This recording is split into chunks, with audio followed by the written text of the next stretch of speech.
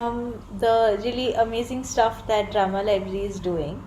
I think one part of that amazingness is कि उसको एक सिर्फ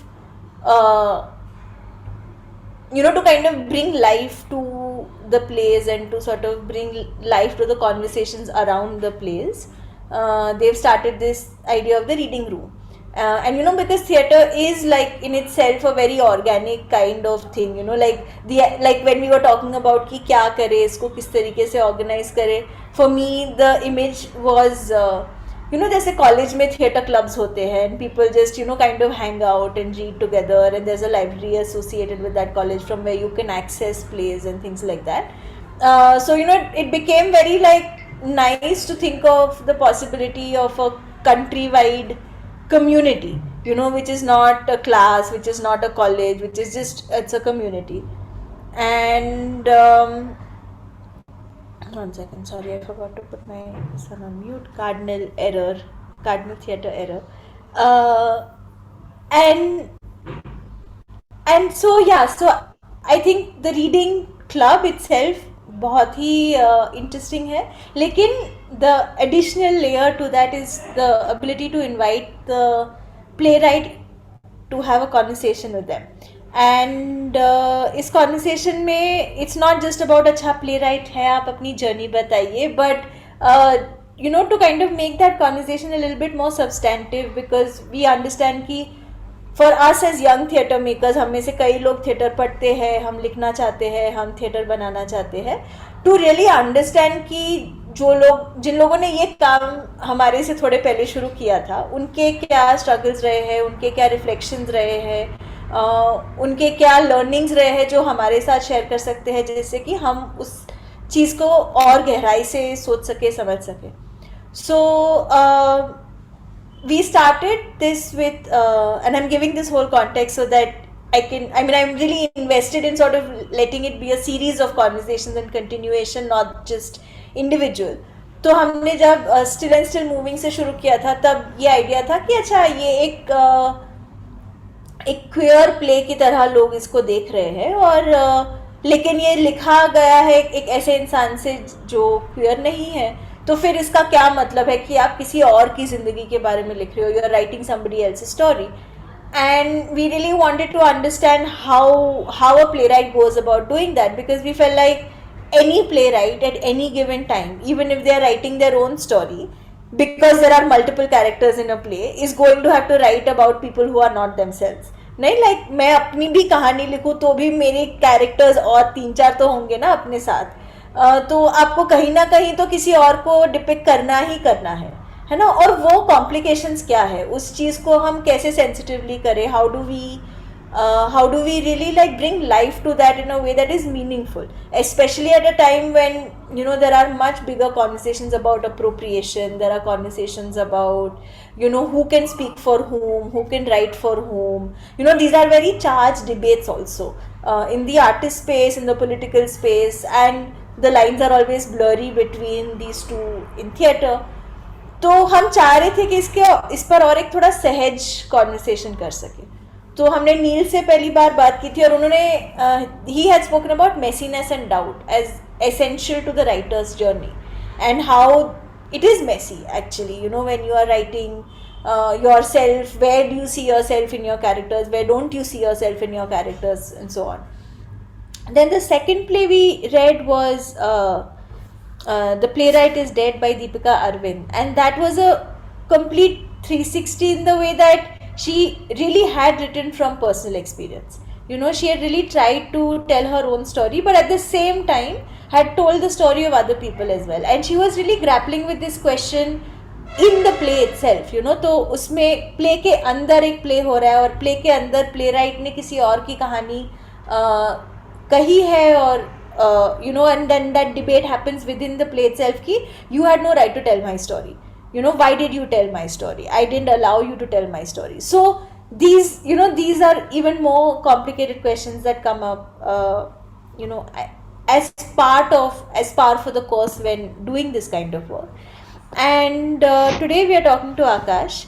Akash has written a play about characters who are I suppose very different from his own life, but at the same time, uh, Akash, if you don't mind me sharing, when we were talking about this conversation earlier, उन्होंने share किया था कि वो झारखंड में grow up हुए थे और ये कॉन्वर्सेशंस जो थी about development versus indigenous rights, land rights, mining, these things were, I mean, anyone who knows the context of Jharkhand very much knows that these are very pertinent conversations and constant conversations that are happening around.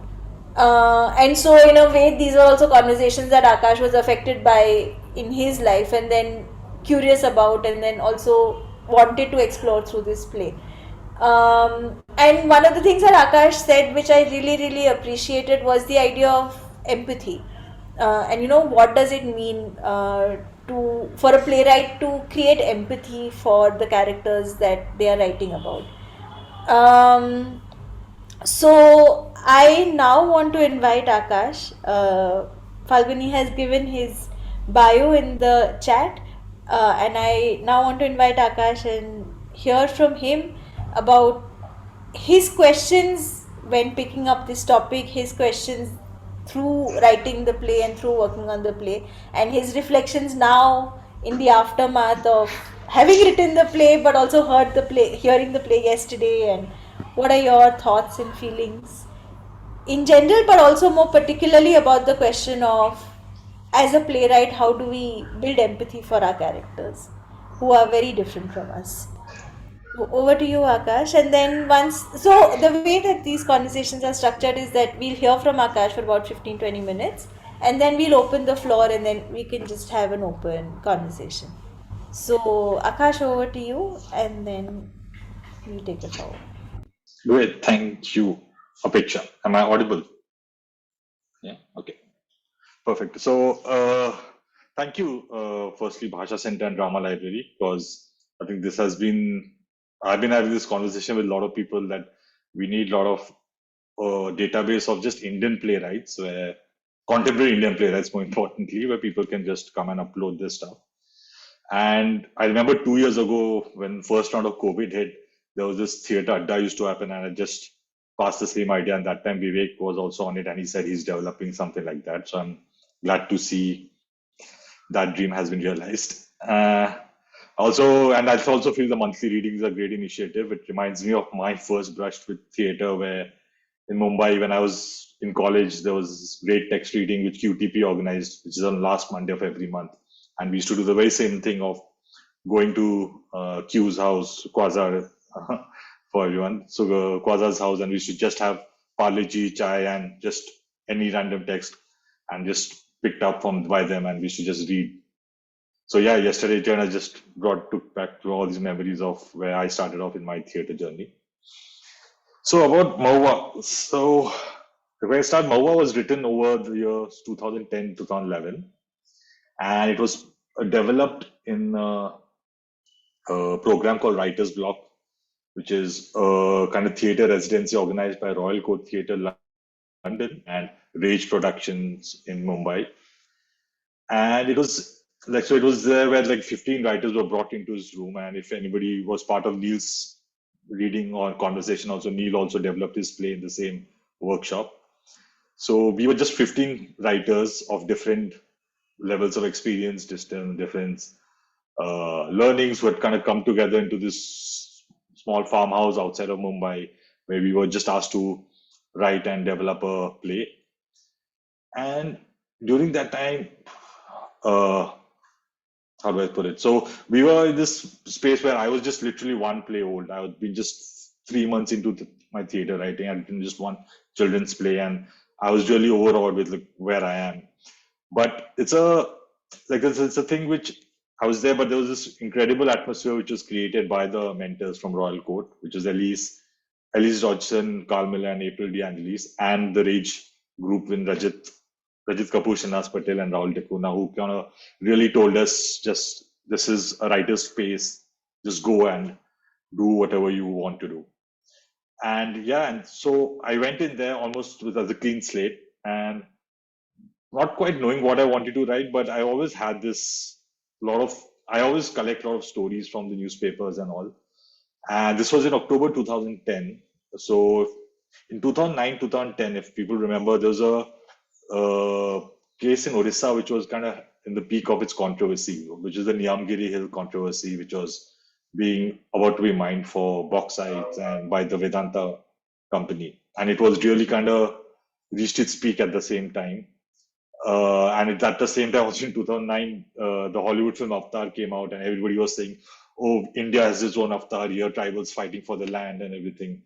And like Apeksha said, so I grew up in Jamshedpur, which and literally in the land of that Indian industrial town, which was till 100 years ago land belonging to tribals, and now industrial town. And there's always been this kind of conversations about around me, whether it be in school, be it in just social, family social circle. I kept overhearing these conversations about development versus larger, greater good of the nation, GDP, economy, everything, all that keeps on coming. And it's a conversation which I think has always been around ever since capitalism hit its hit not just in India but in over the entire world.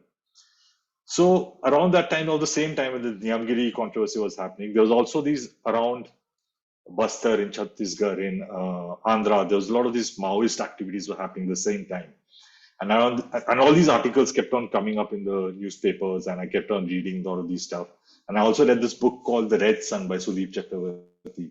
And if anybody's not read it, it's about a journalist who literally it's like the subtitle of the book is like travels through Maoist country, where he literally talks about his how his experience was of meeting tribals who joined Maoism, the Naxalite faction, the tribals who actually joined them and then left them, and the families which kind of got broken apart. So there are a lot of these collection of stories I kept on getting, not knowing that ever that I was going to write a play or anything about it. But this was just something which I always kept just collecting in my mind, back of my mind. And when we were in writer's block and we were doing these different exercises of find a story, like just open newspaper and find a story that you want, the story you want to write a play on. And there were these just very random exercises which we were doing of how to pick a story, what stays with you. A lot of these kind of stuff came with me. And when all of this was coming up, I just had this because over the last 1 year, I had been reading these stories on the Niyamgiri controversy, on the Maoist attacks on a lot of police forces. I had this idea of what are the three friends in the tribal village and who just take very different paths when the village is hit by this juggernaut of industrialization and development. And if it's everything is hit, then they have no choice, but they have to take these different paths. And during that first round of workshop, by the end of the first round of workshop was we had to write one scene of a play. And I always thought, okay, I'm going to write the opening scene where I'm going to introduce these three friends, their chemistry, their dynamics, their power dynamics, and what leave the end almost like the end of a episode of a TV show. Okay, where will these guys go from here? And in the middle of that, so if whoever was there for the reading would see the opening scene is really long and it was like almost 20, 25 pages, and also had the most characters in the piece. So I wrote this play about these three friends and I kind of shaped their characters. And literally, it was just that. It was just the story of Birsa set up with his friend Bibble and Kindo. The grandmother is there. Everything happens and it just ends, and we don't know where the story will go from there. And even I didn't know at that time. So in the workshop, when the first round of workshop ended, we were supposed to go away for 2 months to write our first draft.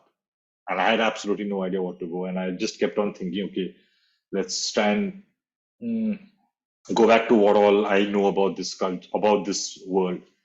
And I remembered something which happened to me in college back then. So I studied in Wilson College, Mumbai, and so over there, the two things that happened in college which can influence the writing of my work. Firstly, my political science professor suggested us to read this book called "Everybody Loves a Good Drought" by P. Sainath, and who at the time when he even wrote the book, I think he was working for the Hindu. And if anybody's not read that book, it's about like P. Sainath actually again his travels through rural India and him collecting stories of how different uh, rural development schemes have failed and backfired for that matter, and have actually left the poor, actually the farmers and the tribals worse off than they were before. And one of the stories in that, which is under the chapter Chased by Development, was the story of this a tribal village which was right on the edges of an artillery testing ground where an army, military artillery get tested. And so there were always this cause whenever the artillery was going to get fired, there was going to be a siren and they used to be taken to a safe house. After they used to come back, sometimes bombs fell out of the boundary walls. So these houses were destroyed and sometimes they were safe. And in that, there was this really powerful, stark image which P. Sainath himself had clicked because he carries a camera wherever he goes. Was this tribal man with this huge mortar shell he's holding. And what these guys were doing was whenever these shells fell out of the testing grounds, they used to go into the city and sell it as scrap metal and make money out of it. And that just stayed in my head. And I read this book back in 2004. So it just stayed in my head. It's just the emotional impact of the same thing, which is the biggest risk to your life, is also your kind of like you're making money out of it and earning out of it. And just to show the kind of almost like the jugaad kind of a attitude, like how they kind of literally had to scrap for their daily living. So because the state, and again, so when I came back to the opening scene of Mawa, I said, no way can I share the story of all three friends going through three different directions and do justice, because at the end of the day, it's still going to be a play. There's a limited time for an audience, and I wouldn't be able to do justice. So let me tell you the story of one character who would probably end up as being the man who's holding the mortar shell. And that's when it came, okay, I'm going to tell only the story of Birsa in the play, whose journey is going to take him there and beyond. And so that's where it began. And so again, my second point came again because though I've grown up in the tribal belt of around Chota Nagpur Plateau, I've never really been in that kind of setup. I've always been in a more urban setup, and I've had friends around me. I know basic stuff about the tribal basic folklore and all, but nothing as much. So now the second thing came to me about how Wilson College influenced me, where I was in the boys' hostel, and there was this friend of mine called Lalit Soreng, who is also from Bhubaneswar. During our college days, so Lalit is a guitarist, so he used to always play songs and music and all. And there are times when, in college, drunk at night, he's singing. He broke away from the typical English Hindi songs to suddenly just randomly strumming some of his tribal songs. And I always was intrigued, hey, what's that? And he used to keep telling me these stories of how his family grew up in this place called Bihaband in this Sundargarh district of Orissa, which is near Rourkela. And he kept on telling me these kind of stories of how his family kind of grew up, how his grandfather, so I call his family kind of like the Von Trapp family of Orissa, because everybody sings or does some kind of music instruments or something. And his father's generation had some 9 kids. So they all could play either guitar or music or flute or drums. And everybody was this musically inclined. So all of this again were these things which kept on coming back to me. So again, when October or first week of November, when the first round of writer's block workshops ended, I immediately contacted Lalit. And I told him, okay, look, I'm doing a play on the tribals and on this tribal issue. And I want to just have access to a tribal village where I can meet people, talk to people, and just learn about the world. So I had no idea where. I just knew this is where my story started, and it would end somewhere around with the character with the mortar shell and something around there. So I had no idea where I'm going to take it forward to. And Lalit said, "Great, come." Lalit at that time had just finished his masters, and he was like a lecturer in this in a MSW college in Bhubaneswar called NISFAS, which is National Institute of Social Work and Social Sciences. So Lalit said, just come over to Bhubaneswar. Also, Lalit was supposed to get married end of December. So that either way, I was going to make that trip to Bhubaneswar. So I said, great. I can make a good 2-3 week trip down to Orissa and just learn on all these things. So I went down there, and Lalit then sent me to this place, Bihaband, where a lot of his college students actually go there for internship, where there's a small, like a where they go and work in the local population and it's part of their college project. So I went there and and it was one of Lalit's uncle is also stays there. So he kind of was good enough to host me there. And it just opened up this incredible world, which I had just no idea like I would see. So there are a lot of things which happen along my travels also. So when I decided to travel to Bhubaneswar, it was during the peak winter season of travel, so I didn't get reservations. I just randomly went into the train with an unreserved ticket. I sat for a 40-hour train journey. I sat next to the door near the bathroom, and I was just put out my sleeping bag and just sat there. And around me again, I found a lot of these tribal population of Odisha coming from, and I just got chatting with them about, okay, where are you from? And they'd come from Odisha to Mumbai to search for work, and they had been there for 6, 7 years. And now the husband had kind of contracted asthma because the dust and all he was just not used to. So he kind of developed a lot of these in respiratory diseases. Probably not asthma, sorry about that, but a lot of these respiratory diseases it kind of developed. And when I heard that, I was like, wow, that's a crazy story to just for the first, like, I've not even reached Odisha, and that's a important thing to understand. Okay, why again, what displacement causes you when you come out of these places. So then I went there, and then I went out to Pihaband, where I traveled in a bus. I went into Sundargarh, and this one person came to pick me up, and I was traveling through a bike, and I just met with the locals, and it just interacted, right? So I used to wake up in the morning with my host who had a flute, and every morning I could just wake up to him playing the flute, and that's why flute is an important part of the story. Because again, I just say, okay, wow, it's such an important thing to him. For him, it's almost like a stress buster or whatever. For him, it's his opening prayer, meditation, something for him which he does to probably find peace, and he's just doing that. And then with the locals, I had a local who kind of took me around. His name was Eugene, who at that time was 16, 17 year old. He had a bike and he just took me around all these places. And I kept asking him, and uncle with whom I was staying, he just told me, hey, go to this village and meet this person. So one of the names which came up, which is the character of Birbal, and on the phone he told me, yeah, you have to go and meet Birbal there. I'm like, oh wow, cool name, Birbal. And I go and I find this young guy sitting under a tree. And I said, who's Birbal here? And he said, there's no Birbal. So I keep going around the village and all that, and I can't find this Birbal. And I go back to him again. I said, hey, who is this Birbal here? And he says, there's no Birbal. And I call up uncle, I can't find Birbal. And uncle said, no, not Birbal, Birbal. And I look at him and I said, I'm looking for Birbal. He said, oh yeah, I'm Birbal. And I'm like, great. And so this is the guy who again was telling me stories of how so many of his friends who'd kind of left the village and kind of gone for other cities and all. So even Bibal's character, when I originally written the place, I think it was a very generic name. I think I'd written Babu or something, and I immediately thought, okay, I'm replacing Babu with Bibal immediately. So there are those things, and then of course learning a lot of the folklore of how the name of Bihaband and everything which is coming around it, like the songs. Like there were a lot of this. If people were there for the reading, there's a story of the stars, which is one of the characters narrates to another character. So I was just looking up, and there's one guy he was standing. I said, you know what that star is? This is this. So he was just explaining his own constellation to me, and the way he told me the story of the stars, and I mean, it just kind of made a link up to the story I was telling. It's about a guy who has to abandon home because somebody threw a stick at his nest.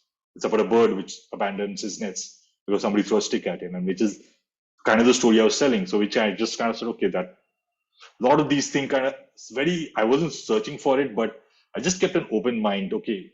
And these just things keep coming in, and I just kept, okay, this I can weave into the fabric of the story I am telling. And then I met one more person so there was this cluster of villages over there, which kind of got like in a 7 kilometer radius. I think these 7, 8 villages were there. And because this huge limestone mine which came up for a cement factory, this whole 7, 8 kilometers kind of ended up being spreading out to 30 kilometers. So there's a huge mine in crater in the middle of all this. So I had to keep going across the mines to keep traveling to the different villages. So every village reacted differently to this limestone mine. Some villages just accepted it. They took the money. They're like, okay, we are cool.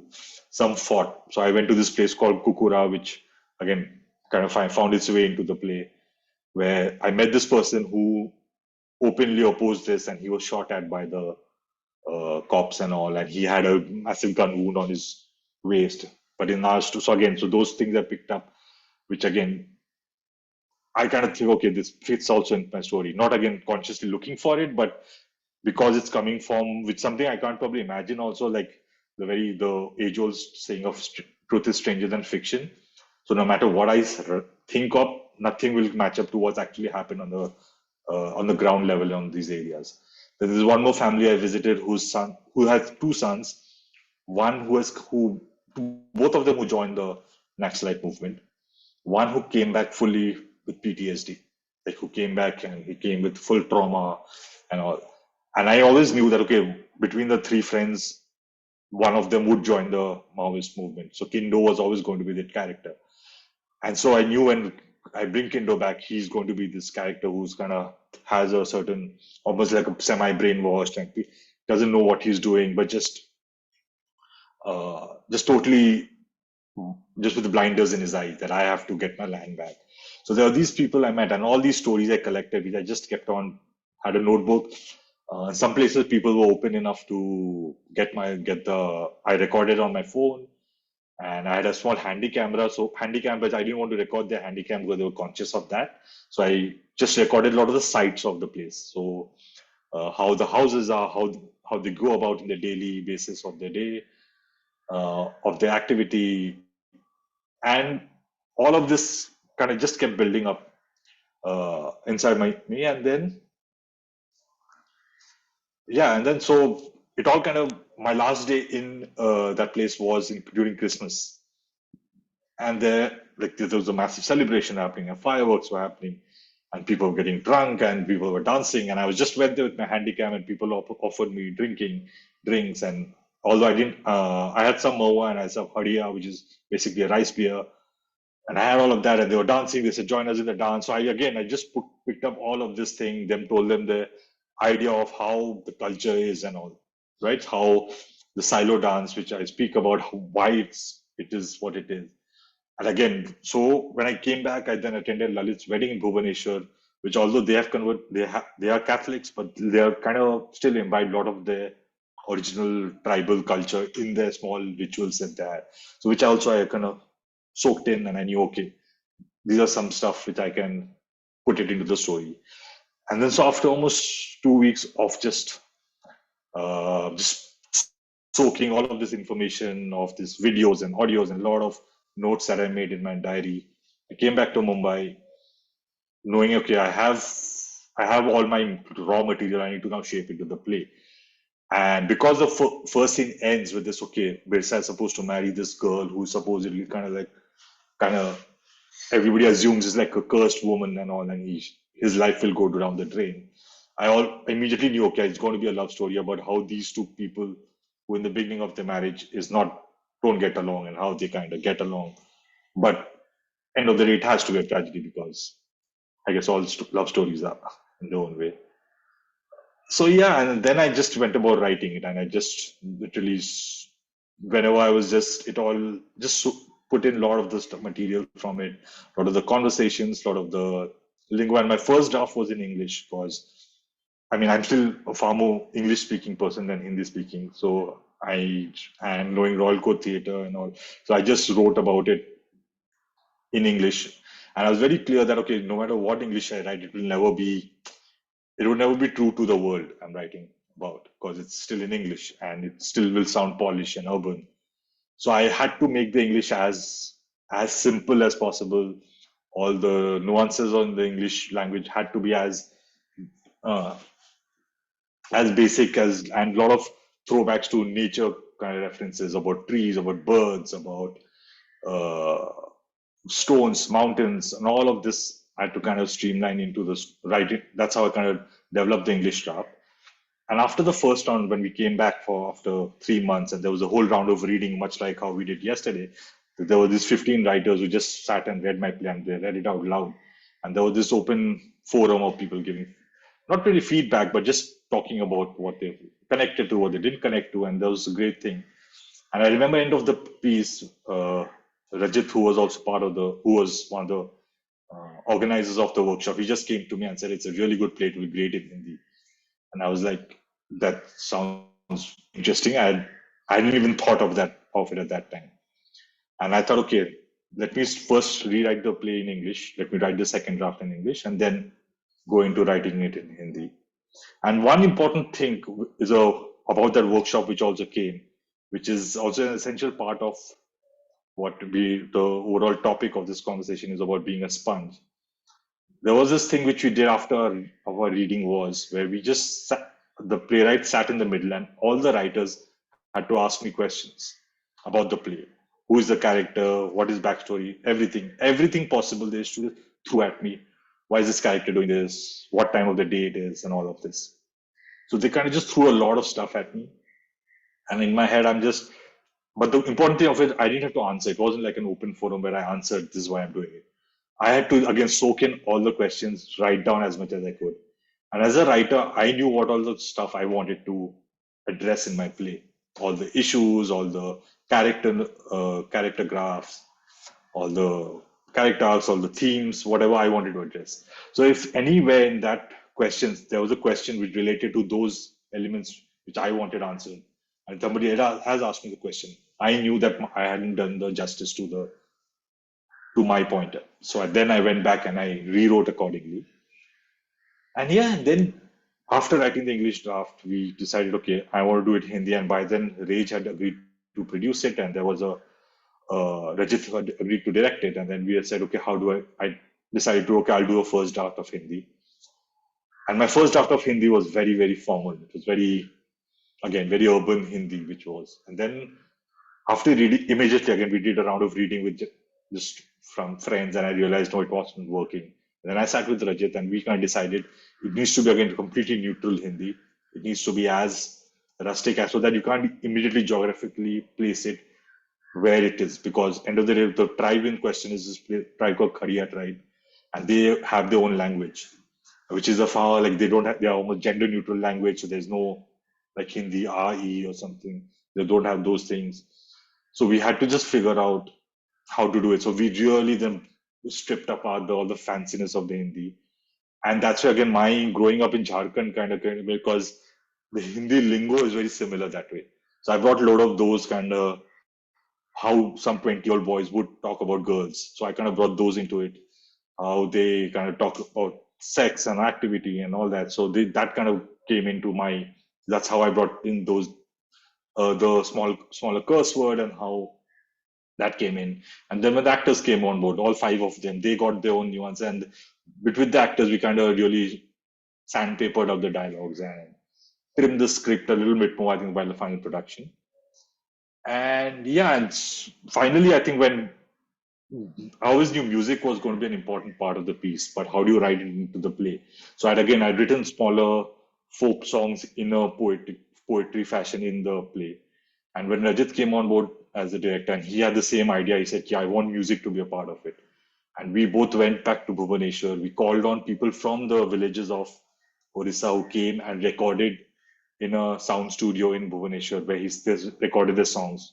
The last song, which yesterday Arun sang quite nicely, it was actually sung by them, which was originally written in Hindi. I'd written it, and then we said no for the piece, Hindi, for the at least the Hindi production, we are going to retain the original song because it just had a rootedness to it, and that's why a lot of that we got back. Yeah, and one more thing I totally forgot mentioning about is one thing I realized while staying in the villages, which I think is the case with most Indian villages, uh, that the place is most active during dawn, dusk, and evening.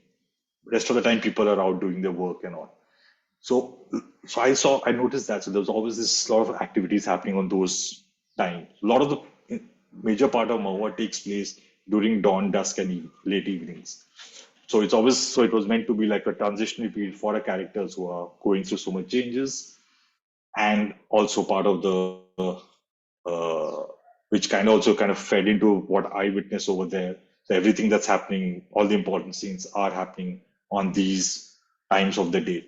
So, and which also I kind of wrote into the stage directions, which kind of the lighting design also lit the scene accordingly. So they kind of lit it for dusk, lit it for dawn, lit it for midnight.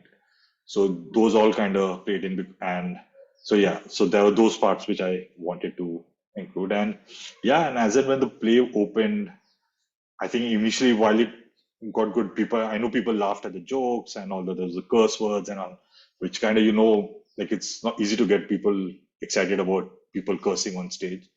But I remember there was one person who's a person from Odisha also who was there after second or third show. He just came back to me and said, "I'm from this same part, and thank you for telling our story." And I was like, "Okay, that's great. At least I know. Okay, be despite being slightly foreign to that world, I was very particular about it's not going to be a I could never do the entire it's not going to be about the culture, it's about going to be the individual story.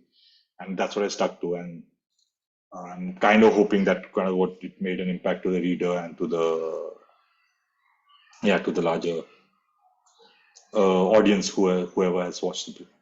So yeah, that was my journey. Thank you, Akash. I've also, as a sponge, absorbed a lot of things you've said, like this question of what time of day is things happening. Like, I have a draft play that has been simmering for the past year and a half that I've been writing, and so that I've just not thought about that question. So, yes, a lot of these questions are very, very helpful for me as well. Um, let's open the floor. Any first responses, thoughts, feelings? Arun and Dhruv, especially since you guys were there yesterday and read the play, do you guys have any feelings, Um, thoughts?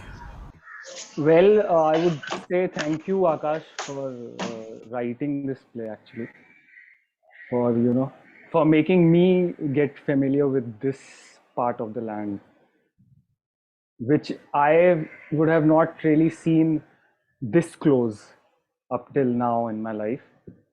But since yesterday, I've gotten much more closer to these characters and to these people.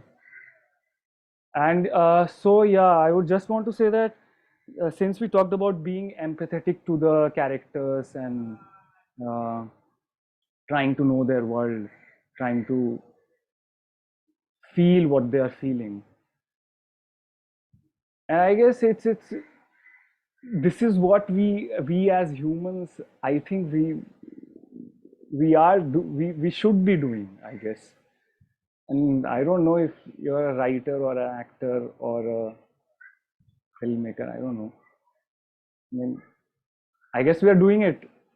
So there shouldn't be this question of saying ki, oh, you are a writer, so you'd be very much, you are so empathetic to other people. You should be feeling much more about the others.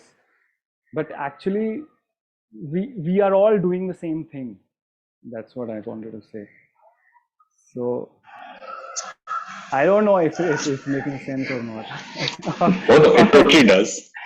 So Yeah. yeah, I think one thing I missed, and now it's suddenly again a lot of these things come back in hindsight is just talking about it. So I was very particular because again, when we talk going to writing these kind of stories off, which is like a slightly cultures which is slightly foreign to us, we always try to take an outside in approach where there's a proxy character who's like almost like the Right. playwright's eye who goes in and becomes the audience's proxy character, and how as he or she is exploring the world, Mm-hmm. the audience explores the world and knows about it. But I was very particular that it had to be it had to be a self-contained world in itself. So I didn't want any outside foreign person coming in and discovering the world, but I wanted the audience to be brought into this family, into this social structure, and let them soak in. This is how these people are, and then you go on the journey with them. So it was yeah. So when it comes to the empathy, I mean, I know what you're saying. I know we all have to, and even not as writers, actors, direct, whatever in Mm. any field of life, we have to have these emotions towards whoever. But I mean, it just in this case, it is. I mean, I'm not saying this, but it just somehow it kind of get lost sometimes. Sometimes even as storytellers, we tend to put ourselves in a higher pedestal, unfortunately, where we go, okay, मैं writer हूँ, मैं I know what I'm doing, and there's a kind of thing which so you have to always understand the human story in any of these activity, any of these researches, any of these true stories, especially, which is so grounded in be it uh, be it this kind of stories which kind of about tribal displacement or Naxalism or Kashmir or what. So a lot of any of these stories, you might be total alien to it, but you have to literally dig deep to understand where these people are coming from. Which lot of time in urban city when we're sitting here, we kind of there's a very I wouldn't say one-sided, but just very ऊपरी से मिलता है कि हाँ there are these people who have lifted arms and they're fighting for the land. But here we are living in the place where so once you and there's this quote which there was a talk show host called Johnny Carson in America, and he used to always have this quote, this which always apparently in his wallet, which I think I read somewhere, so I'm not sure how true it is, but the quote went like, "There's no one in this world you will not like once you know the entire story." So now you might totally not like anyone who doesn't have the same political values, somebody who's probably either totally right wing or totally left wing. I'm not, but as long as you sit down and at least know the human story, why that person is thinking that way, you might not agree with him or her, but you might at least understand that where that person is coming from. And that's about it. And once you get there, and so it's very easy because especially in theater, we are also kind of in an echo chamber sometimes because we all kind of have a similar value system. So that's why we're all doing theater. So we kind of gel well and we kind of, oh yeah, this and that, we kind of get along. But sometimes it's also important just to, and also Mawa is easier to create that empathy in this story in Mawa because it's about a family losing its land. But I think larger, whichever story you approach, even if I'm creating an absolute bad character who is pulling people down, killing people, I have to always try and figure out how do I bring them down to the absolute uh, core of them. Actually, at least I should be as a writer should be know what the core of this character is, where this person is coming from, what experiences led to him or her becoming this person. And once that's kind of sort of cleared, I know okay, I'm going to go ahead and write. So then somehow it will come into my writing. But the moment I go into my writing going, no, this person is evil. Yeah, this is absolute terrible person. I'm definitely going to write it as a totally one-shaded dark character. So yeah, that's what I mean by when it means to empathy. Whoever you meet, you might not agree with what they are saying or doing, or whatever story you are telling. You might not agree with that person you're meeting, also for that matter. But at least you try to dig into it. And for me, that's where I meant to say when as a playwright or as a storyteller, we just have to be empathetic to understand to create those characters who feel more truer, to be human rather than being caricatures. True. Thank you very much.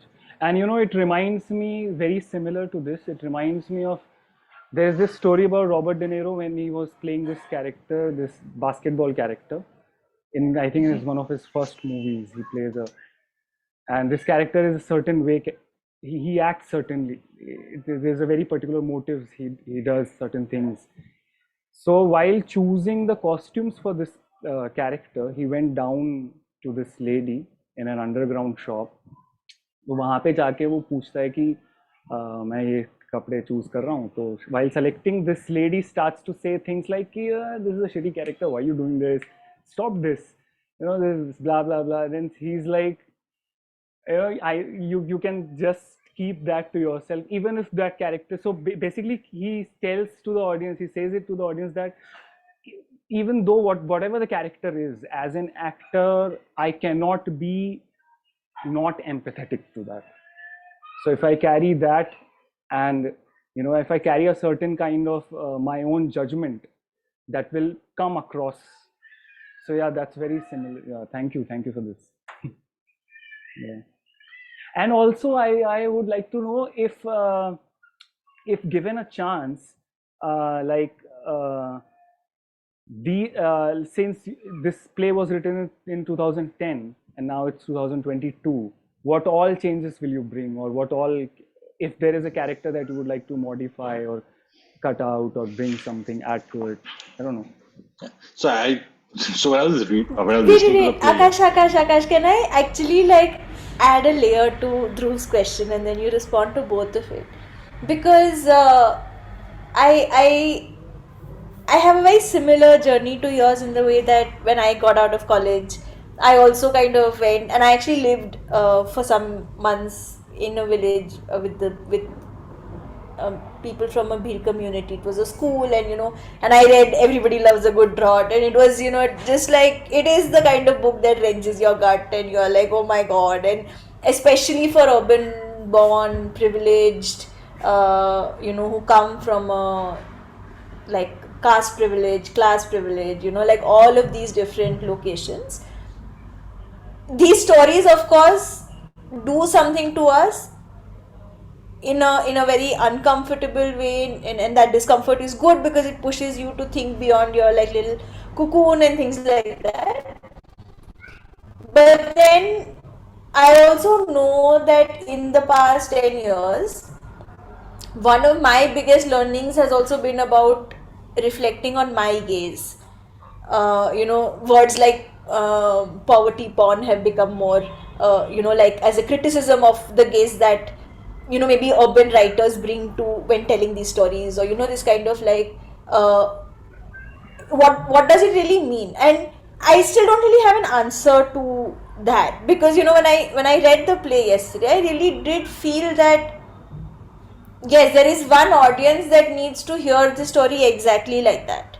But at the same time, I wonder if what that does to, I mean, again, like, first of all, a play like this might never be performed in Bihapan. So that's one big part of it, right? So one is very aware that it is being performed and written for a particular audience, for a particular gaze, and therefore that gaze, and like the audience's gaze and the writer's gaze and all of that is very much part of that.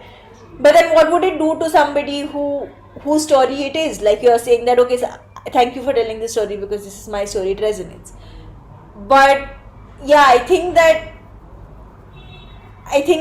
so I also want to hear your reflections from that place to this place, because I've struggled with it and I'm still struggling with it, and I want to know what you feel about these questions also.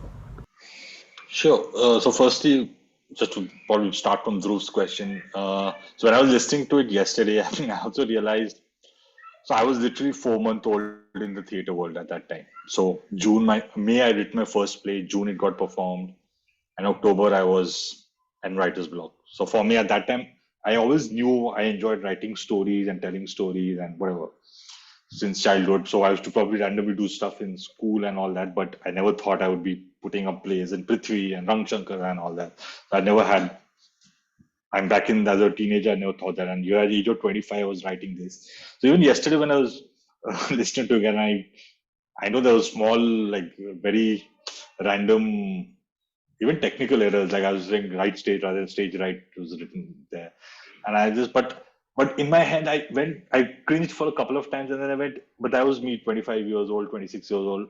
So I don't think I would, because I've gone through the journey of writing the piece and Hmm. writing the characters and having lived with the characters for those 12, 14 months. And I've told the stories I want to. So no matter what I do, it'll never be absolutely inch perfect. And it's one of the oldest things. It's like humans can never perceive perfection. No, we'll always need imperfection. So I'm okay with the rough edges that the piece has.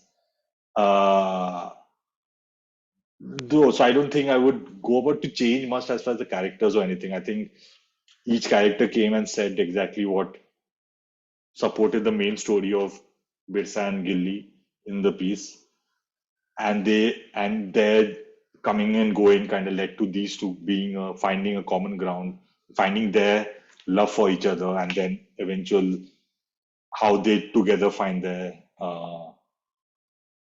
intimacy that they find. So for me, I don't think I would really change much any of that because it's the story. I think it's a human story, which I think you don't need to be in from a tribal population to relate to uh, being thrown out of the home or losing of betrayal of friends or a friend going his own path. I think that even in a city, we know I'm sure somebody has had that, oh, I used to have a crush on this girl, why is my friend dating her? Or some kind of those kind of jealousy also has always come in. So these are all very human feelings in that way. Going to a pictures thing, so I understand that part, but also I think when it comes, I mean, I know there's the whole question of who, like me telling this story from this kind of slightly more privileged position. But for me, I also felt that if me being with having this privilege, if I don't, I'm not, if I am at least, it's making an impact on me. Whatever I'm reading in the newspapers, whatever I'm reading in P. Sainath's book or in Sudeep Chakravarti's book is making an impact on me. So somewhere I'm relating to me. Somehow I'm relating to this world in some way or the other. So I think it's important for me to at least explore that. And as I'm exploring, I kind of know, okay, uh, this is this is definitely kind of story which I would want to say. And because I have the privilege, I have the platform, I have the right people in this case with Royal Court, with Rage, going to have a shows in at least there's a certain number of people who can watch it. And we've had shows in Bhubaneswar and in Calcutta, and so we've had done few shows out there.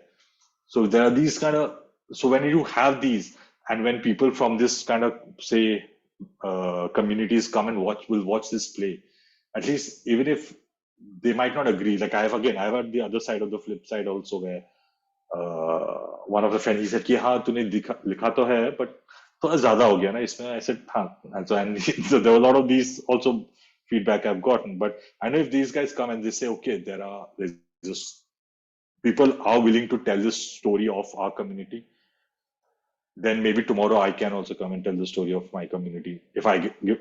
So at least that happens. So, but if I go that, oh, this world, I am not from this tribal belt, or I'm not from Kashmir, or I'm not from Northeast, so I should not even try and attempt telling the story. But for me, if I'm relating to those characters, to those people at a human level, I think I think as a storyteller, it's my responsibility, and that's why I think I got into storytelling. Also, at least I can just speak for myself personally. Growing up, I think I always connected it with these films and shows which are based from real life stories. So be it Atambara's Gandhi or be it like I always found these kind of whenever I read history books also I found okay Hiroshima mein atom bomb gira hai, great. But then I used to think what would be happening to that person who's living in Hiroshima or the outskirts of Hiroshima when they see the mushroom cloud towering over the city. So those are the things always I was found in these kind of really tragic real world events. What is those things? And it's on a very personal level. I always found those questions intriguing. If anybody of you have watched Hamilton, the Lin-Manuel Miranda, there's a song where there was no one in the room when it happened. There's a few when they're talking about okay, we don't know what happened in the room, and the writer is creating his own version of it. So for me, I am that writer. I don't know what's happened there. But I'm intrigued what would have happened to those people at that point when their lives got changed. And somebody came and said, "Get out of this land. I need to." And so, if I have this gift of whatever telling stories, if I have the platform, if somebody is supporting me, I think we should go ahead and tell it and hopefully inspire people to at least know people are interested in telling stories from beyond our own bubble that we often live in. So yeah, so that's the other part of it which we also were discussing about who should tell whose story, about what you spoke about Neil being a straight man writing a queer story, and about my case also. It's if a story resonates on a human level, I need to approach even if it's not getting produced or anywhere, I need to write it in some form or the other because it's part of that part of my whatever thought process in that way. Yeah. No, I absolutely agree, and I feel like, I mean, I really do feel that there is no, I mean, which is why I really enjoyed Neil's talk as well, because this idea of messiness, there is no perfect position from where one can start telling a story, but how does one grapple with the messiness of, okay, so it's not, and with you, I really relate to that question in a different way because I think, especially as people coming from privilege, what does it really mean because I can see it, like you've obviously invested a lot of your heart and soul into just learning that story for yourself. First of all, like I don't think you can be the same person after having written that play that you might have been before. And I empathize with that a lot. Like I empathize with like how writing a story changes you as a person also, like maybe because I and I'm also projecting maybe, but like I do relate to that aspect of, okay, so before you thought of a certain thing in a certain way, like, okay, but greater common good, and unfortunately it is so terrible that their land has to be taken away, but what else can you do? And then you write a story like this and you cannot return back to that position anymore. You've also kind of put yourself away from being able to have the safety of that position, because now you're implicated in that fight in a way that you're implicated that no, it's not fair. Like no matter how much somebody else who doesn't know that world will come and tell you, like, unfortunately I mean, that's what I suspect, but I'm curious to know if you feel the same way. But if there are other questions, I don't want to hog this space. Pallavi, Arun, Spiti, any questions, thoughts you want to share? Yeah. Am I audible? हाँ जी यार. मेरे hostel में light चली गई है तो wifi खत्म हो गया, तो मैं अपने डेटा से हूँ और यहाँ पर नेटवर्क बहुत खराब है. सो आकाश, हाय. सो मुझे सबसे अच्छी बात नाटक की लगी कि आपका नाटक सॉल्यूशन प्रोवाइड, मतलब वो ना नाटक सॉल्यूशन नहीं देता कि coming from a very perspective कि चलो ठीक है ये दिक्कत है, let's solve this. So that objective point of view, this is the story, this is happening and this is the effect. वो सबसे सुंदर बात लगी मुझे. दूसरा ये बहुत अच्छा था कि फोक सॉन्ग अपनी यूज करी. अभी 2 साल पहले मैं स्थिति एक नाटक कर रहे थे, सिंगरौली फाइल्स, हमने एक नाटक करा. वो सिंगरौली के बारे में है. आप जानते होंगे सिंगरौली की स्टेट कैसे है, ट्राइबल कम्युनिटीज हैं एंड सिंगरौली में जो कुछ हुआ. तो उसमें फिर हम लोग जब वो नाटक हम लोग बना रहे थे, क्योंकि वो हमारे थिएटर स्पेस में बनाया गया था, तो उससे हम लोग वही बातें हम कर रहे थे कि हम क्या सॉल्यूशन, हमारे डिस्कशन हो रहा था क्या क्या नाटक के थ्रू, ऐसे नाटक दिस काइंड ऑफ नाटक, क्या इन कहानियों के थ्रू हम सॉल्यूशन प्रोवाइड कर सकते हैं क्या, या हमारे पास प्रॉपर रिसोर्सेस हैं वो सॉल्यूशन प्रोवाइड करने की, उनके साथ क्या हो रहा है. We are just as theatre maker, हम सिर्फ एक स्टोरी नरेट कर सकते हैं एंड उसका छोटा सा हम पर थिएटर बनाते समय, जो अभी अपेक्षा ने कहा कि वो स्टोरी बनाते हुए हम पर पड़ जाए, that is very big thing, शुरुआत हो जाए. तो इस नाटक में एक तो roots, I like how the conversations flourished, मतलब वो लोग जिस तरीके की बातें कर रहे हैं, तो you slowly get insight to their world. And then the songs and story, उन दो चीजों ने इतना कि हाँ, you can see there is like a people के थ्रू आप उस कल्चर में देख रहे हो, it be relatable for me, क्योंकि मैं बहुत छोटी जगह से आता हूँ, तो कहानियां किस तरीके से छोटी फोक कहानियां हैं, किस तरीके से इफेक्ट करती हैं and they become part of the life, कि हम पूरी दुनिया को उसी तरीके से देखते हैं. तो एक वो गाना एंड वो तो एंड कन्वर्सेशंस. शुरुआत में हाँ नाटक पढ़ते हुए मुझे थोड़ा सा वो जो वही कस वर्ड्स यूज कर रहे थे उसके प्रति थोड़ा सा दूसरा टेक में लेके चल रहा था, क्योंकि शायद अभी मैं वही चीज पढ़ रहा हूँ. इस साल हमारे सेमेस्टर में वही थिएटर एस्थेटिक्स में we are talking about all these things कि what effect does it have. पर फिर मैं ओवरऑल पिक्चर में देख रहा था एंड ऑल्सो मैं अभी सीख ही रहा हूँ, क्योंकि मैं बहुत नोविस हूँ इस चीज में. तो फिर मैं खुद से भी सोच रहा था कि कितना सही था क्या, क्योंकि कुछ चीजें बड़ी सही लगी. जब वो जैसे किंडो आता है और उसके बारे में बात करता है कि 1 साल हो गया है and you haven't done anything, वो बातें मुझे बड़ी सटीक लगी. पर उसके पहले जब लोग बात कर रहे थे, दे आर टॉकिंग, वो मेरे ये था कि हाँ आई नो, मतलब कि आई नो कि दोस्तों में ऐसी बातें होती है, मैं भी अपने शहर में जाके ऐसी बातें करता हूँ. पर मेरा थोड़ा सा वो हो रहा था कि क्या नाटक में इसको डाल देना कितना सही है, मतलब कितना ज्यादा दैट लाइन. पर फिर शुरुआत तो मुझे लगा, पर फिर नाटक पढ़ते पढ़ते it became kind of justified in the sense. फिर मैं उस तरीके से देखने लगा, if I am going to tell this story and if I am getting that close, so why not take a step further. मतलब it will also depend on कि ये नाटक मैं स्क्रिप्ट पे पढ़ रहा हूँ, मैं सामने देखूंगा, हो सकता है क्योंकि फिर एक्टर बोलेगा तो इट विल बिकम जस्टिफाइबल, क्योंकि मैं उस संसार का हिस्सा हो जाता हूँ. तो फिर मैं उस लेंस से देख रहा था, लाइक ओके। तो मेजर पॉइंट मुझे बस पूरी स्टोरी पढ़ने के बाद वही लगा कि और महुआ, कि हाउ इन लोगों के कल्चर में सिंगरौली हो गया, झारखंड हो गया, इस तरफ महुआ, how is a very part of the culture, you can't separate. और सबसे पहले हम डिफोरेस्टेशन ही करते हैं, तो दैट थीमेटिक सेम्बलेंस कि आखिरी में महुआ उनको नहीं मिल रहा है, जो बहुत इजिली खत्म कर रहा है। तो I like the graph of that नाम के साथ, और वो एंटिटी उनके लिए जीती चीज है, उनके धर्म से जुड़ी है, उनके वो एंड में जाके कैसे उसका पूरा इफेक्ट अनसेड तरीके से, नॉट डायरेक्ट कि हम बता रहे हुआ है, आपको से पता चल रहा है कि यार दिस वाज देयर पार्ट,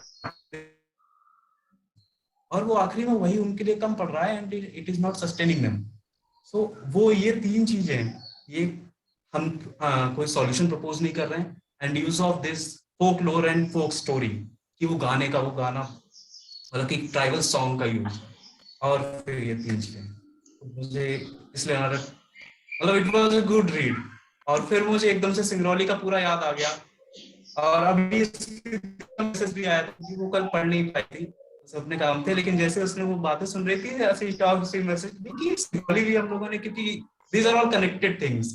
तो ध्रुव ने जैसे ही कहा कि 10 साल बाद भी अगर कुछ बदलोगे, तो मेरे मन में आया कि शायद अभी चीजें वैसे वहां भी नहीं बदली हैं, तो अपने मुझे बड़ा संपूर्ण लग रहा है। वो तो I agree with you, like also ये कि तो नाटक बड़ा, हाँ, नहीं नहीं, I mean I totally agree with, sorry आप कुछ बोल रहे थे एंड में, शायद मैंने आपको काट दिया। नहीं नहीं, वो मेरा नेट का इशू। नहीं नहीं, so one of the things which I think theater does helps us really well, at least stories telling में, is कि एक तो like if you read a book her reader का एक इमेजिनेशन होता है, and they paint their own picture in the head, right? Film gives a window because हम सिर्फ स्क्रीन में देख रहे हैं, but थिएटर में हम लिटरली ऑडियंस को वो वर्ल्ड में लाके बिठाते हैं, we literally put them, like they're literally sitting 2 feet away from where that world has been built on stage.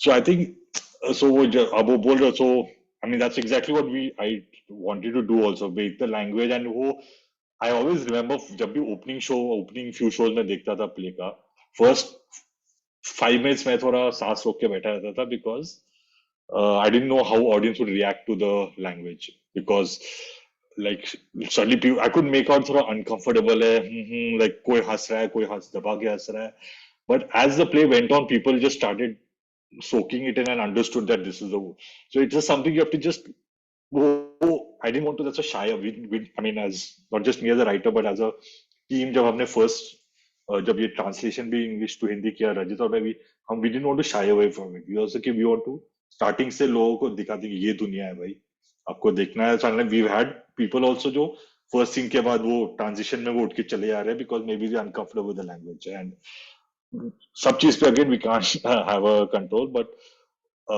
this is how we wanted to tell the story, how we wanted to express this world.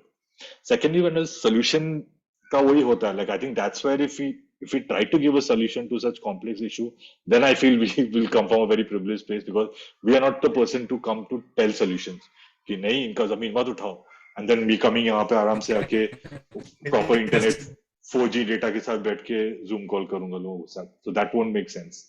So for me, it's just the story of the human, that's the very important part of it, and also discuss the other part of it, and that's my key character Bibal ka. So where again I'm not taking sides कि Bibal सही है या गलत है, but Bibal has to make his point कि ये नहीं करेंगे तो आगे जाके हम पीछे पड़ जाएंगे, and he does that, and that was the larger story which I had, was कि Bibal का क्या journey है, Kindo का क्या journey होता है when she joins the Maoist movement. तो ये तीनों का अलग अलग फुल स्टोरी मैंने लिखा था, but of course you can't put all of it together. But yeah, I mean, I don't think it's a lot of these situations, and I don't think as a storyteller we are, I mean, at least again it's a personal point of view, हम solution नहीं देंगे, but we are more like we have to form a mirror for society, where we kind of literally put a mirror कि भाई ये है story, now you see, and you see your, if you can see your own reflection in this story in somehow, or in this world somehow. And I think that's very important to understand, because the moment I go into saying I can solve a problem or such a complex issue with my 2-hour play, I think I'm just I'm thinking too far ahead of myself, and yeah. So I think it's very important to understand, and it's important. I mean, again, it's come from. I mean, at least my form of how I process stories and how plays, and if it has to hit me at a micro level, at a human level, at an emotional level. फिर जो बाकी हो रहा है, and it's one of those things जो writer's block में हमें सिखाया था, नहीं सिखाया था, but हमें एक guide दिया था. When I writing, think how is the micro affecting the macro and the macro affecting the micro, and it's a kind of vicious circle. So how छोटी चीजें domino effect होके बड़ी चीज को affect करेगी, and how that बड़ी चीज again domino effect आके सामने. So it's like a vicious circle. So I think those things, you kind of put those things as best as you can, but it can never be completely perfect. And I'm totally like, it's a journey I had about you're okay with the edges and the imperfection of the story of the characters, because so are all the characters in my play. So is the world we are living in. So yeah.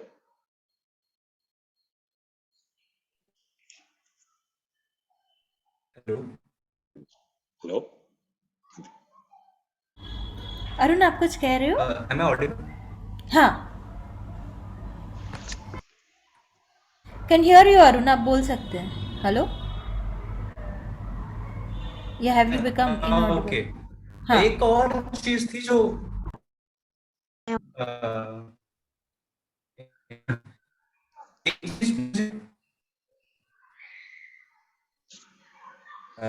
I audible ना? नहीं, मुझे cut cut के आ रहा है, तो अगर किसी और को आ रहा है, they can repeat the question, को मुझे थोड़ा अटक अटक के आ रहा है.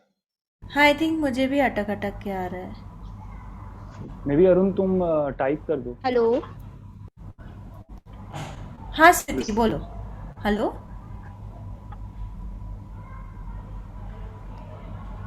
Hello,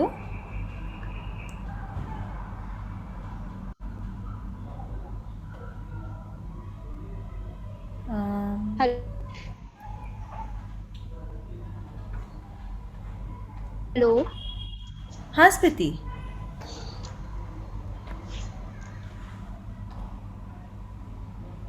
hello. I think net problem है. हम्म. अरुण या स्थिति, आप अगर चैट में आपका सवाल टाइप कर सकते हैं.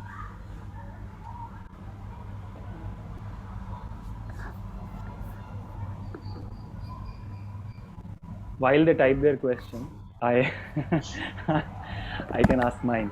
So, जैसा like you were saying कि you initially wrote this play in English and then you transitioned it to in Hindi. तो वो जो experience था, how was that for you? I mean, because since we are talking about galis and everything, no? So I want to know कि how was that in English and how is this, like Hindi में मैंने पढ़ लिया, English का नहीं पढ़ा. So Can English I में add to that question? sure. I just like wanted to say कि personally, my Hindi is clearly not very strong. As I was reading yesterday, even I was like, oh God, I really need to practice. But the thing I felt with the play was that I didn't feel that super sense of disconnect from the way young people talk even in cities, right? Like I was still finding so much relatable in their conversations, be it like Birsa and Gilly's conversations as a couple, their kind of banter, also the banter between the friends, and with the sarpant, the grandmother. So all of these interpersonal relationships were extremely relatable, and it didn't have that effect of being super disconnected from the world, which is why it was so easy to empathize with these characters and recognize their world. Because even like when you're thinking of Kindo making a decision to join the Maoist movement, you do come across friends who want to push themselves into very different worlds than you might have ever thought about, and these are conversations you still have with them in your own language, in your own tongue. And so I thought it was, the translation was done beautifully, so yeah. Yeah. Yeah. Thanks. So English one was actually, I didn't have any curse word, first of all, because the moment you go to English curse words, like full people will disconnect from the piece, because why is a tribal saying "fuck you" or whatever, right? So it will totally lose its essence. So I think I think I will fuck once. I think it's there in the one place. That's it. I think everywhere else it's been far more like they're talking about like a very like a lot of mm, using a lot of natural elements, like also like using them and kind of creatively trying to say that in an interesting way. Like I think there's one thing where Birsa is mocking Gilly when he's talking about saying that, oh, I'm going to play a song about how the cuckoo laid the egg in the crow's nest, and that's how you were born. So again, so those, instead of saying to you are a bastard or anything, so I try to use as much of that in the language of it, which also we kind of retain a lot of it in Hindi, because again, at that moment Birsa is drunk and he's trying to be poetic and song, and he's trying to sound like this poetic philosopher, so he's using those kind of stuff. So yeah, about the Hindi translation, I think we kind of, because I also grew up in the same region, so I understood how the young people, and because I had a friend who kind of, Lalit, who I was talking about earlier, and Lalit and I bonded a great on our own local lingo of how we kind of spoke about girls. Sorry, I mean, now I know 16 years later it sounds really wrong when call it talking about these kinds of things, but how we spoke about these things, how we uh, addressed a lot of stuff about the small abuses. So we were in the boys' hostel where people had come from all over the India, and everybody, and there was a common Mumbaiya language. But when Lalit and I were together, we always jumped to our East Indian Gali, Galoch and all. So I knew that, okay, that region has that kind of lingo. So when we were doing the Hindi, whenever there was this chance, I was always adding this slightly the Jharkhandi slash Odia slash Chhattisgarhi slang of what most commonly used slang rather, to kind of, so that those were the things. But otherwise, it's very stark different. Because English one is just as a very simple English, while Hindi just makes it more rooted and made it as rough and as sometimes also coarse it is. But I just felt it just kind of gave the flavor it needed for the piece, and also it made it more accessible for the people, because again, and thankfully what Malika says also kind of again kind of affirms is that, yeah, okay, at least people are relating to the interpersonal connections of, yeah, what will a husband wife talk about after end of the day? They will talk about kharche kahan gaya is mahine ke. So those kind of stuff. So and so those are the kind of stuff you kind of picked up on the way again. Those are it's part of being that sponge, which we again started off with, about just seeing what is a daily thing that these people would be talking about, and understanding that, and how you kind of again bring it into your.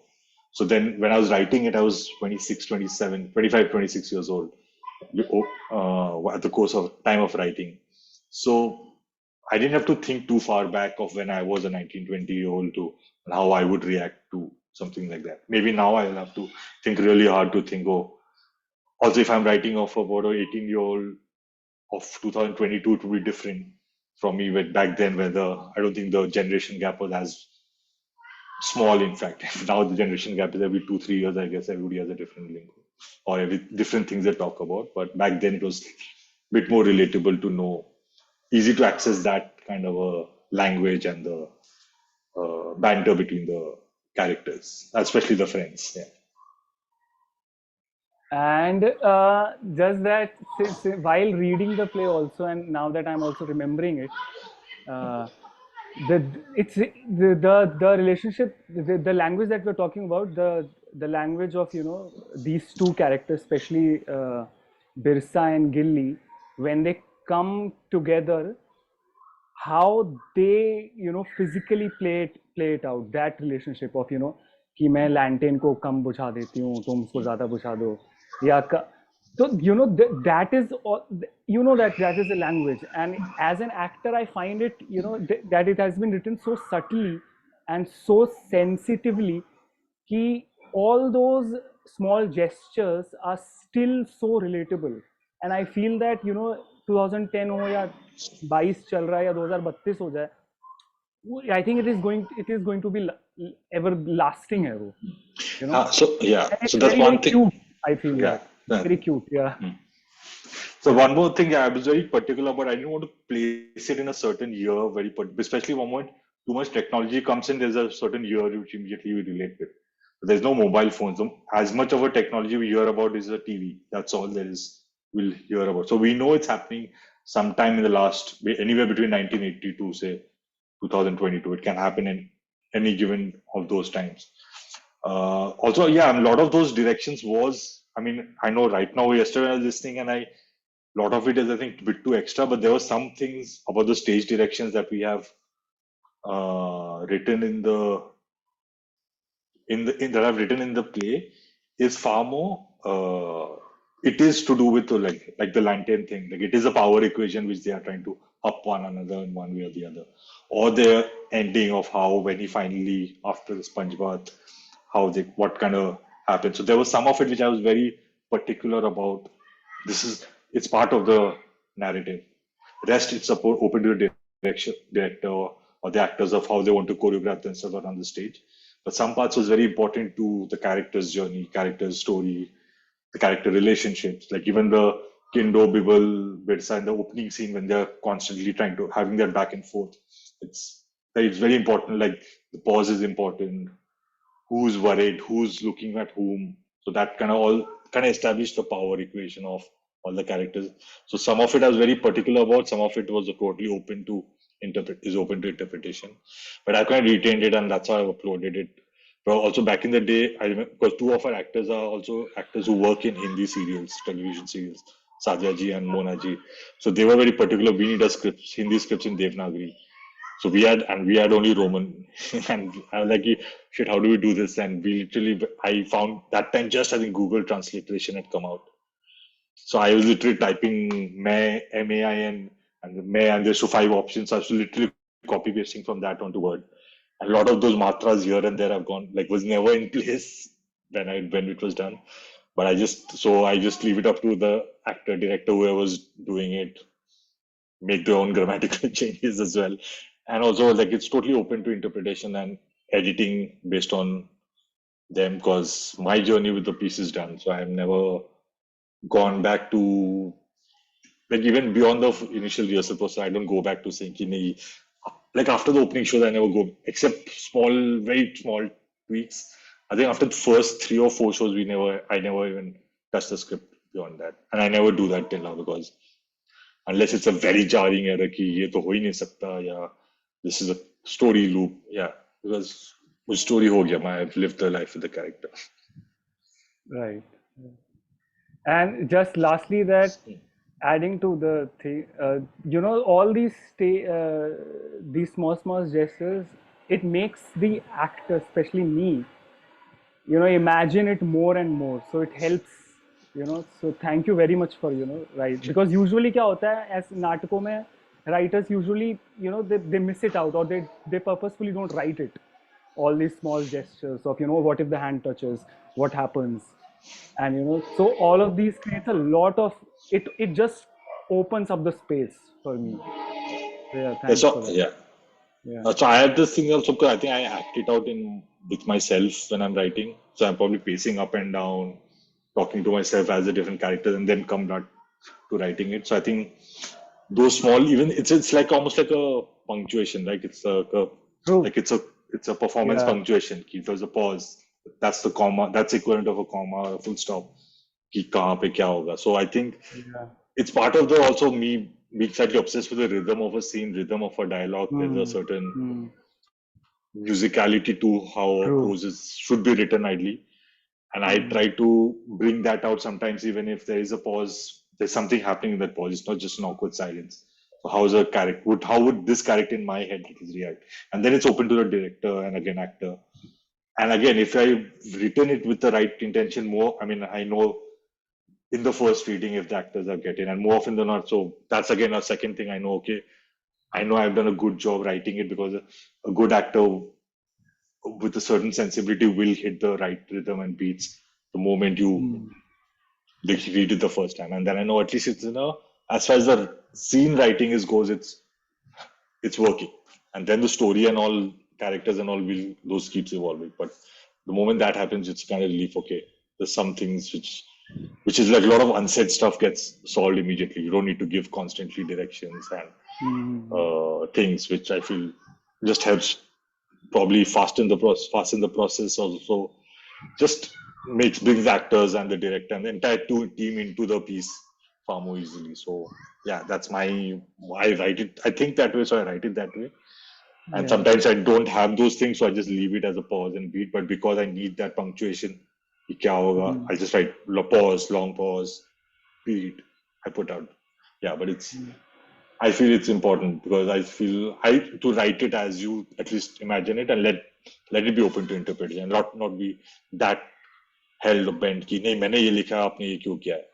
But then it kind of totally kills the spirit of just theater in that sense because it's such a team group putting stuff together. And I love actors bringing their own interpretation to the thing. I remember like even Kindo's character is very interestingly done by Pavan Uttam when he did it, and he just brought a certain nuance to it. He's a very naive, juvenile person, but he just brought a very, very interesting way. He just portrayed it, which not in my wildest dream did I think it would be like that. So yeah, so it's always those fun, pleasant surprises which await you on the other side of the writing process. Because till then you've been alone with your laptop, with your Word document, writing this stuff, and then suddenly there are 10 people coming in with it. But again, there also the other side of being a sponge again comes out. Just soak in whatever people are throwing at you, because you have to constantly, because you can never be too defensive and too aggressively defensive. Ki, nahi, maine ye likha. Unless there's something absolutely you're sure this is how it should be, and then you have to explain it out. Ki, why it should be so. This is something why I've written it a certain way. This is why I've written it. And as a writer, I have to have that clarity. If I don't, then let's have the discussion and let's figure out the middle one. And so when these actors came on board, and so did you feel like kind of, how do I put it? Maybe overthrown by them because they brought in their own sensibilities, their own stuff. Did you get initially I was a little overawed because they all came with so much experience, right? So I was, like I said, I was barely, like this was my second play. I was a year into writing, and the first time I was in the reading group for the reading. There was Rajat Kapoor, who's been doing theatre over 20, 30 years. There's Monaji, there's Sadhyaji, who are people I've seen grown up watching on TV and films and all, right? And in my head, I'm thinking, whatever they do, how will I be able to give them feedback? But there was this really, I think it was very inclusive because they used to say something and they used to all look at me, expecting me to give a nod or something. And after the first day, I realized, okay, no, I have to be more, I can't be a fly on the wall and I can't be just like that. I have to engage with them. Otherwise, like even they would think I don't have confidence in my own writing probably. Right. So then I kind of started engaging. Then if I found something off, there are ways you also do it. So I never address the actors directly. I always channel it through the director. So if there's something happened and I felt something was off, because the director's job is to direct the actor. It's not an writer's job. For me to tell the director, okay, this is something you did. I agree with some of it. I don't agree with some of it. Maybe it can be done differently. And the director will then figure out with the actors of how to direct them differently or how to probably how to put it across to them. But so I think that's also part of communication was important to have on the rehearsal room, to have on the rehearsal floor a director is in charge. That's very important. So I think it's there. And then I was always there, end of reading, end of rehearsals. There was always this half an hour not feedback, but like question answer. Why is this line being said? Why is this happening? Where does this come from? What thought process? So a lot of those things. And while you're answering that, maybe I've not thought of it at the time of writing, but when you're answering that, you can answer your own question. Yeah, that's why I've written it. And so you can't think literally every line, some of it you have to just go with the flow and let it come out. But it comes. If you know why you are writing the story, it'll come out the way you want to do. You just have to give yourself that leap of faith that you can pull it off. Yeah. Right. Okay, so we are officially over time. So let me just kind of, if it's okay, wrap up this conversation and then we can go off Hold on, air. we haven't taken Spiti's question. She has written it on the chat. Are you taking it? I'll just do it. I mean, I don't. It's more of a comment than a question, but I'll read it out But it loud. would be nice if you can read it out. Yeah. I'll do it. Thank you. So Smriti is saying that I'm reading and then you act by Anne Bogart, and in the first paragraph of the book there is a line written, "The job of an artist is to remember where the water holes are in the desert." So that I felt related to when we were talking about solution. Also, I feel putting a point forward is the first step, and that's what we can do as privileged people. Thank you for sharing that, Spiti. Um, I think it is a very important conversation for us to constantly keep having, as to how do we as privileged people engage with stories that are not our own, and how do we do it sensitively and authentically and truthfully, while also recognizing that yes, there is a voice that and a gaze that we bring because we don't come from having lived those experiences.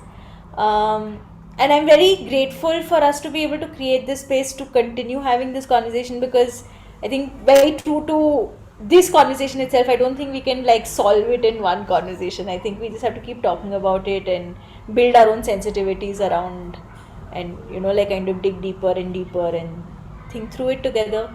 So thank you so much, Akash, for thinking through these questions with us, and through the play. And I think for me, one of the biggest things that I'm taking away from this conversation is also how layered every play is, in terms of like how you stay truthful to one-on-one interaction, in like a dialogue, in like where is the pause, where is the line, who says what, how does an intimacy get created, and how do you build the truth and the politics of that intimacy, and then how do you bring in a wider politics, especially when you're talking about you know ideas which are so complicated and real, and with real life ramifications. So thank you for attempting to do all of that in this play, and thank you for sharing it with us, and thank you for detaching from it, because I think that's also a very important learning that I have not yet gotten to, but I see other playwrights have managed, and I'm like, wow, how is that even because it's really hard to kind of birth it and then say, ja beta जी ले अपनी जिंदगी so yeah, for all of these things, thank you so much, and thank you all for joining. Arun, Spiti, we do this every month, and it'd be really wonderful if you can get more of your batchmates to join